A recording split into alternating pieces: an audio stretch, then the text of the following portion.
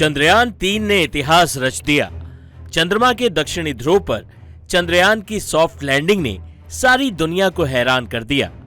आज तक दुनिया का कोई भी देश चंद्रमा के दक्षिणी ध्रुव पर लैंड नहीं कर पाया था। अब इस सूची में भारत शीर्ष पर भी है और इकलौता भी। और इसी बात से मिर्ची लग गई है हमारे पड़ोसी चीन को।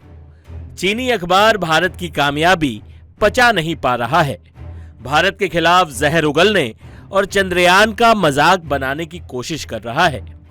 दरअसल चीनी अखबार ग्लोबल टाइम्स ने बीजिंग स्थित वरिष्ठ अंतरिक्ष विशेषज्ञ पेंग जियाओ के हवाले से लिखा, चीन 2010 में चांग E2 के लॉन्च के बाद से ऑर्बिटर और लैंडर को सीधे पृथ्वी चंद्रमा ट्रांसफर ऑर्बिट में भेजने में सक्षम है। भारत के पास यह तकनीक नहीं है क्योंकि उसके लॉन्च व्हीकल्स की क्षमता सीमित है। चीन की तकनीक उन्नत है जिसके कारण समय और ईंधन की बचत होती है। चीन जिस ईंधन का इस्तेमाल करता है वो काफी एडवांस है। चीन का रोवर काफी बड़ा है जिसका वजन 140 किलोग्राम है, जबकि भारत के रोवर प्रज्ञान का वजन महज 26 किलोग्राम ही है। भारत का प्रज्ञान चंद्रमा की रात का सामना नहीं कर सकता और इसका जीवन काल चांद पर केवल 1 दिन का है।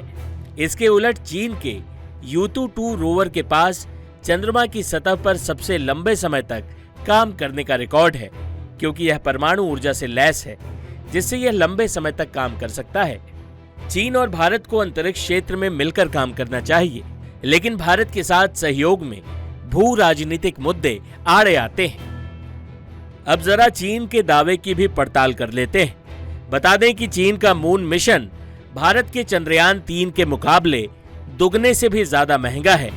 ऐसे में चीन ही नहीं दुनिया के सारे मुल्क हैरान हैं कि इतने सस्ते बजट में इसरो ने ऐसी अभूतपूर्व कामयाबी कैसे हासिल की।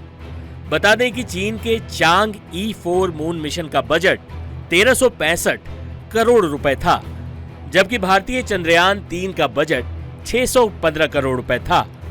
अब भारत चंद्रमा के दक्षिणी ध्रुव पर है और चीन हाथ मलने और भारत के खिलाफ जहर उगलने के अलावा कुछ नहीं कर सकता।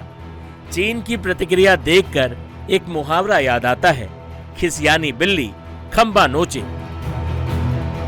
टाइम्स नाउ भारत डिजिटल की रिपोर्ट।